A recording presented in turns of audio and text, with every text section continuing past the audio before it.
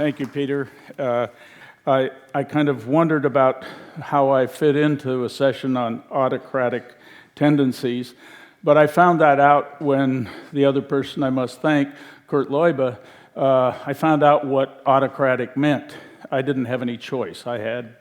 This is what I was to do, so I followed my orders from Kurt. But I still wondered not long ago, why am I here? What do I have to say about autocratic tendencies? And I thought some about the Soviet Union or Russia and other countries like that. And I still had a hard time knowing quite what it was that I had to contribute. And then I got my personal invitation letter, and as I was reading it referring to the Russian invasion in the Ukraine, it said, "Does the outrage in Western democracies truly indicate that the ethos of freedom and self-responsibility, of private property and human dignity remain in clear denial of any ideology that favors political manipulation, intolerance, or violent coercion?" And I thought, well, surely it means that. We must all resist that. But then I started thinking about the research I've been doing, and I would ask you've got the answer on the screen really, but imagine a country exists today, not quite as large as Russia, where the country laws say that a segment of that population is incompetent and incapable of handling their own affairs, and that they can only handle their own affairs if the government says they are capable and competent.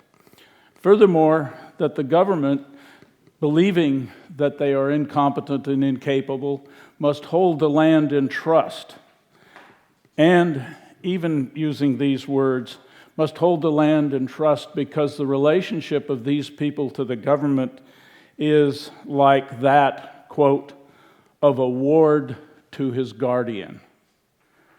Those words seem impossible to have. You might think back to South Africa's apartheid. Well, that maybe kind of came close, but a civilized, democratic, free country, which would rank pretty highly in these freedom indexes, would have such a relationship. And yet, that relationship is exactly the definition, the description of how American Indians are considered in the United States by the United States government. And so that brings me to a clearer understanding of maybe what I have to contribute in terms of autocratic tendencies. It hasn't been an autocratic tendency, it has been an autocratic dictate from the early years of the American Republic. In fact, in the Declaration of Independence, the writers said of the king that he had endeavored to bring on the inhabitants of our frontiers the merciless Indian savages.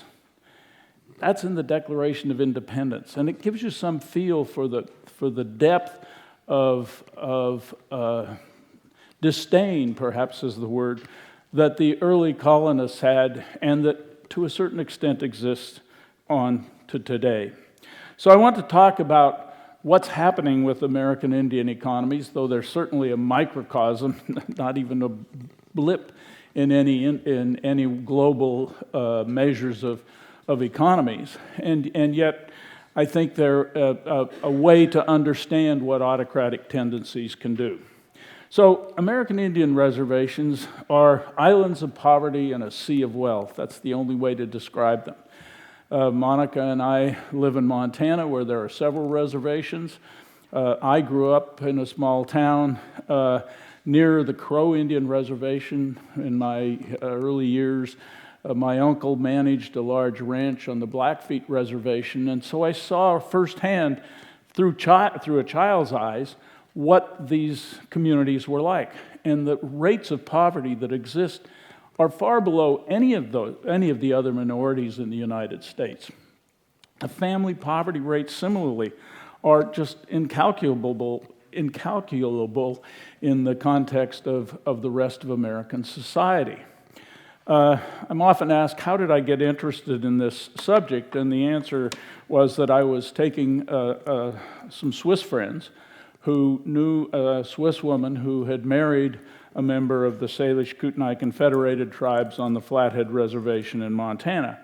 And as we were going, I was trying to explain what they might encounter, and not atypical, at least for the time, was this sort of romantic, Carl Bodmer, if you know the wonderful paintings from painted during the first half of the 19th century.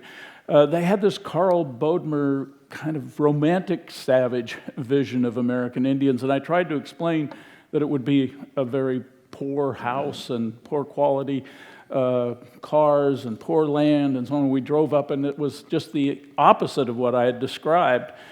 And this is what led me to think about this, and certainly fits in with Peter's comments in his introduction, led me to think about property rights, because when I asked the owner, the member of the tribe, how he explained this, what appeared to me to be an anomaly, how can you explain what you have when it's not typical? And we were sitting at the table having a cup of tea, and he said, I own this place. And I said, but aren't we on the Indian reservation? He said, yes. And I said, well, doesn't the tribe own it? I own this place. I'm a little slow. I then said, but I thought the tribe would have control. I didn't even finish the sentence, and he said, I own this place. And I said, you mean like I own my house? And he said, yes. And the light bulb came on. I thought, you mean some American Indians actually own this place, but others don't? And it led me then to the research that has produced these kinds of results, and led me to wonder just how property rights and institutions on reservation explain the kind of poverty that's here. So I've come to think of this in three categories. I'm going to show you a video. We have three videos from this project on renewing indigenous economies that I direct at the Hoover Institution. And I want to show you these videos, or at least one or two in the time I have, because I think they can better tell the story than I can. The first video focuses on what I think of as old indigenous economies, pre-contact, when really I think American Indians had the kind of freedom and certainly did not face the autocratic tendencies that we're talking about here. So, sorry, I got going too fast here. I was just to give a nod when it's time to play the video, because I like Pedro, I wasn't sure I could handle all the buttons. So why the biases that exist about American Indians can be thought of in the following ways. The first bias, and I'll talk about two more, is that Native Americans were these nomads who wandered around the land aimlessly, trying to survive on the bounty of nature, and maybe they came across a berry bush or a buffalo that they could kill. That they survived on customs and cultures that were based on sharing rather than any kind of individual initiative.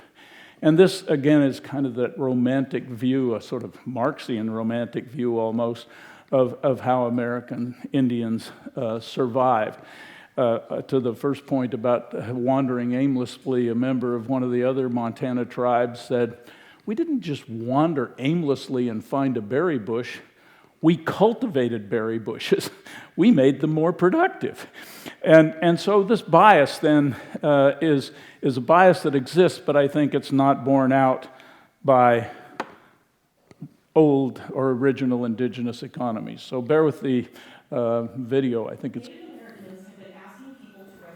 Native Americans have been asking people to recognize our rights since before 1879, when Chief Joseph said, "Let me be a free man, free to travel, free to stop, free to work, free to trade where I choose, free to choose my own teachers, free to follow the religion of my fathers, free to talk, think, and act for myself."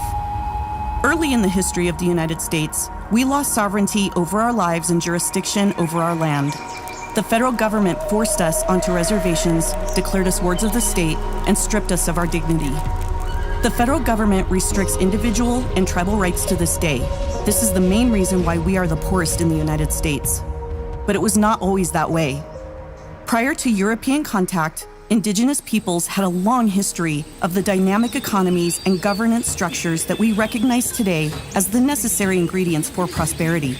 Native Americans claimed their territories, made capital investments, and rewarded individual initiative. In the Southwest, agricultural peoples established clear ownership of floodplains, marking and enforcing land boundaries to reward stewardship. In the Southeast, families and clans owned cultivated gardens and orchards. Farther north, people marked trees to denote tribal boundaries, important pathways, and to claim forests for hunting, trapping, and timber. And along the Pacific, tribes used stones and marked trees to indicate ownership of spawning streams, fishing weirs, and clam gardens created by terracing beaches. Where societies considered land to be owned communally, individuals, families, and clans were generally entitled to the benefits of their work on that land. While indigenous peoples were diverse, they all had well-established rules recognizing the ownership claims that allowed individuals, families, clans, and tribes to specialize in production and engage in trade. Long before colonization, robust trade networks connected tribes and the goods they produced. People from all over the continent gathered in places like Chaco Canyon in New Mexico to trade everything from salmon to turquoise to buffalo hides, copper, and obsidian. In these hubs, trade languages such as Chinook in the Northwest and Mobilian in the Southeast emerged to make it easier to exchange goods and share knowledge. Plains tribes improved their nutrition with Pacific salmon, and coastal tribes stayed warm with buffalo robes from the interior.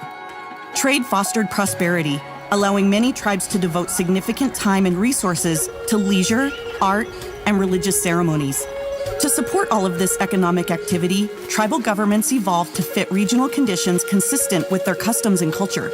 This enabled indigenous economies to adapt successfully to climate and technological changes.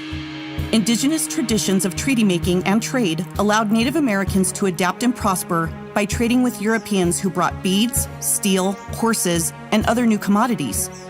Plains Indians, for example, became very successful horse societies. Native Americans didn't simply survive, they thrived.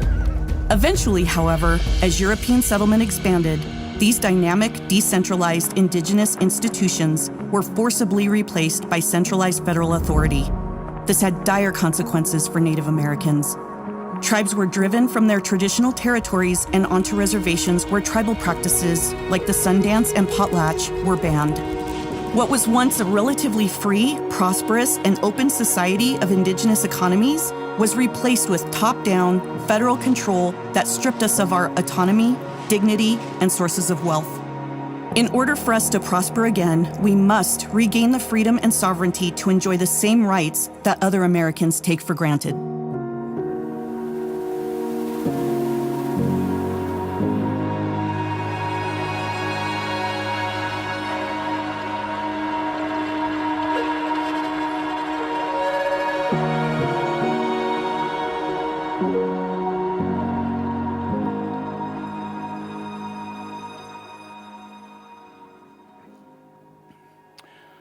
There's the website. If you're interested in watching this, you can find it at the Hoover Institution website, Renewing Indigenous Economies. There are two more, and we'll see how the time goes as to whether I show one more. But I think these videos do a wonderful job of describing what, as the narrator says here, how societies, what we would look back on and even call primitive societies, were really not so primitive, but rather were free societies that depended on the kinds of institutions that I think everyone in this room reveres.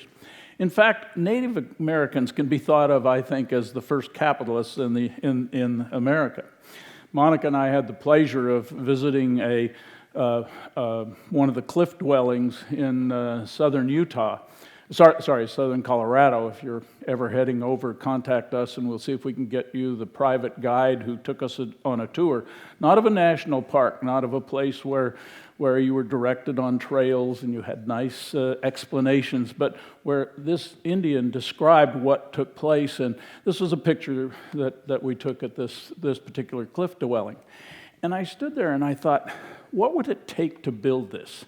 This would this series of dwellings that were along these cliffs at that time would have been like trying to recreate Manhattan or some other large city. And I thought, wait, think of the capital investment that was in these buildings. And what does it take to get capital investment? Well, first, it takes enough surplus that you can stop growing or searching for your food and put it into buildings of this sort. And that means you have to have savings. And if you have savings, then you can invest. And if you're going to invest, there must be some rate of return on the investment, or you wouldn't undertake the savings in the first place. All the things that a student in economics learns in the first few weeks. This is what describes what these cliff-dwelling societies were like. These houses were owned by individuals. They had pits that would store corn that would feed families for months and months. So they had the surplus, and they were truly capitalistic. And the video mentions the trade, and I never could speak about this subject without a wonderful story a true story from the Lewis and Clark expedition. As they were going up the Missouri River in search of a route to the West Coast, they spent the first winter in the Mandan villages of what is now North Dakota. And while there, their blacksmith made trade axes. These were axes that looked like this, and they would trade them for horses, for blankets, for food, for things that they might need on the expedition. And they always marked the axes with the symbol of the Corps of Discovery, as it was called. So in the spring, the river is flowing hard, and they get in their canoes, and if you've ever tried to paddle a canoe upstream, you know it's not easy. They paddle on upstream, and they finally get to the Three Forks of the Missouri, and at the Three Forks, they bring along with them Sacagawea, and she knows how to direct them. You have three big rivers coming together. Which one will get us out to the West Coast? And she explains to them which river they should take. They go up the Jefferson and up and across, finally climbing the Rocky Mountains, getting to the other side, dropping into what is now Washington, into the Nez Perce country. And they come upon one of the Nez Perce villages, which is in that network that it showed as a spider web, and one of the trade axes was already there. And I note, it was not delivered by FedEx or any other delivery system, other than this was trade from Mandan villages in North Dakota to a village in the Pacific Northwest that went faster than they could move the Corps of Discovery up the rivers. Trying to imagine what kind of a trade network that was is really difficult when you think there weren't roads, there weren't trucks, there were just people saying, oh, I value that more than this, and I will make a trade, and there will be gains from trade that leads to this result. Furthermore, the video makes mention of property rights in several cases, and I'll just show you a couple of the wonderful pictures that depict this. If you look closely at this Charlie Russell painting, the Indian on horseback is actually standing there with two fingers in the air. And the title of this painting is The Toll, T-O-L-L. And so the question, and Charlie Russell describes what this is, the question is, what's going on here? And you'll note the Indian is talking to the trail boss, if you've watched Lonesome Dove or some other cowboy movie, moving cattle from Texas to Montana. They encounter the Indians who own the territory. And the brave says, two. And the cattle driver knows that if he's going to cross the territory peacefully, because it's theirs, he must give them 2 steers. And so this transaction takes place based on property rights. And people have for decades written about American Indians as if they didn't understand the basics of property rights. Or incentives. This one is another Charlie Russell painting I love. It shows an Indian brave riding into a buffalo herd. If you look closely, the end of the spear is decorated. And you might say, well, they just had some free time and decided it would be pretty to make the spear look this way. You look farther in the background, there's one on horseback with a bow and arrow shooting. Now, Monica and I also have horses. And I think if I were in this picture, I would not be wanting to ride my horse, which I don't ride all that well anyway, out into the rough prairie where there are these animals running with these pointy things off of their head, and risk my life and my capital, my horse, and I might be even out of the picture, saying, oh, my horse is too slow today. I can't keep up. And so I would then get to share in all the buffalo that everybody else killed. Or as economists put it, I would be a free rider, literally and figuratively. I would get to benefit while the other people took the risk. Nope, it didn't work that way. The decorations on that spear were to indicate whose spear killed the buffalo. The arrows were similarly marked, and when the hunt was over, the people who did the work got the reward. It was their buffalo, and they could decide which piece of meat they wanted. The tongue was a valuable morsel for them. The hump on the buffalo was. And then if you would come along and help carry the meat back to camp, they could give you some meat, a steak, a roast. The important point of this is they understood all the kinds of things that we talk about as the incentives that drive free societies and economies. But all this ended with colonialism, and colonialism is based on these biases, that American Indians are poor because their territories were taken from them and they were left with the poorest land. Indians are incompetent and incapable, as I've said, and because they are incompetent and incapable, they have to have grants from the government to get them out of poverty. Well, that kind of colonialism, in fact, is what exists in, and I'll skip over this video. I'll only emphasize that in this video, it talks about Indians being wrapped in white tape. We love to use the word red tape, but one of my tribal friends doesn't like that word. He thinks it's better to call it white tape because it really was white tape. So where did all this come from? We had a Supreme Court in the United States that said in 1831 that the relationship is like that of a ward to his guardian. Think of that as a dictate from the highest court in the land, that to this day, right here, 2021, that is still on the books and dictates how the government, the autocratic government, treats Native Americans. In 1887, the federal government decided that it was time to turn these nomads into farmers, and so we'll give them land. Give them land? Doesn't quite fit, but after we'd taken the land, we'll give them some back, and we will put it into nice little tidy squares of 160 acres. You can calculate the hectare, and we will give that to them. But again, remember, they are incompetent and incapable, so we will hold the land in trust, like you might for a child that you want to leave some resources to. But you don't think the child can handle it, so you keep it in trust. So these laws, which just seem racist, not just in conception, but on the books, hold Indians, wrap them in white tape, and leave them in a colonial kind of life. Well, the good news is, and I think this is the good news for autocratic states around the world, but certainly is true for American Indians. And this brings me to bias number 3. American Indians can't take care of themselves, so they have to be wards. Poverty requires more grants from the federal government in the form of health care, education, and law enforcement.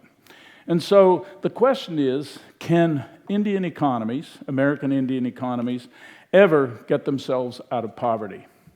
And if we had more time, I could show you the third video, but we'll save it to you. You can watch at home. But Lance Morgan is the chief executive officer of Ho-Chunk Inc. It is the corporation, tribal corporation, owned by the Winnebago tribe. And the Winnebago tribe had a casino. They still have a casino. And that casino generates some revenues. But they were very smart in how they dealt with it, and this is how they're breaking the bonds of white tape. They said, let's reinvest the proceeds, the revenue from the casino into other kinds of capital investments, and take those investments and use them to renew our own economy. Or as one of the tribal leaders puts it, we must stop thinking about grants and start thinking about revenue. That's a pretty profound statement when you think about it, because it changes the perspective from one of the government owes me something to one of I will be productive, we will be productive, and we will renew our indigenous economies. And I love this one just because I like thinking of Lance Morgan saying, I refuse to believe that Winnebagos are Karl Marx's last hope. They aren't Karl Marx's last hope. They are perhaps Hayek's last hope. They have a hope and are optimistic. And the tribes that are renewing their indigenous economies with revenues based on property rights and the kinds of institutions that we're talking about today, breaking the bonds of the autocratic state, are showing, I think, a path forward. I've done some work with the Coshada tribe, a small tribe in Louisiana, southeastern U.S. And Ernest Zicke is the tribal chairman, or was. He's now retired. But Ernest tells the story of this was a tribe that the federal government didn't recognize. You don't have all the things it would take to be a recognized tribe, and therefore you're not even listed as a tribe. But Ernest saw that the tribe was losing its language. It was losing all of its culture, its art. And he wanted to bring it back for his people. So he went to the federal government and said, it will really help if you can recognize us as a tribe, because he wanted a casino too. And the federal government said, well, you can't have it. You can't be a tribe because you don't have any land. And Ernest thought, well, yeah, we don't have any land because you took it from us. But he went out, he raised enough money, and he bought 15 acres of land.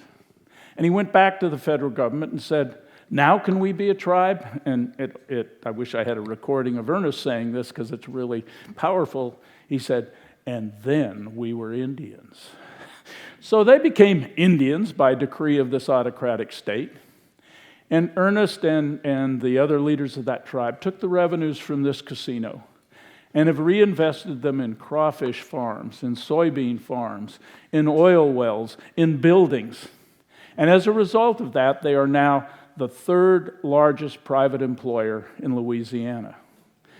People in Louisiana know about them because they have a vibrant economy built on the foundation of liberty, private property, and incentives. That's what renewing indigenous economies is about. And the great hope, I think, for American Indians as a small microcosm of possible freedom, but around the world, the great hope is that other people will see the virtues of market systems, property rights, and incentives. And so I'll close with a quote that was in the video you watched. It's such a powerful quote. Whenever I look at it and read it, I find myself just with a cold chill running up and down my spine, thinking about how could someone in 1879, who had been pursued by the troops of the U.S. cavalry, had most of his people killed, was stopped just short of the Canadian border where he would have had freedom and avoided the autocratic state. How could a person like that even think positively? And yet he said, after he was captured, all he wanted to be was the kinds of things that we'd like to be. And it is the freedom that Chief Joseph asks for, and the intensity of desire for freedom that people like Ernest Zicke have, and the foresight and ingenuity that come from people like Lance Morgan, that I think will renew indigenous economies. And to be sure, I think they even go a step farther. They are what gives me tremendous hope for freeing all societies from the autocratic tendencies that we should be very worried about. Thank you very much.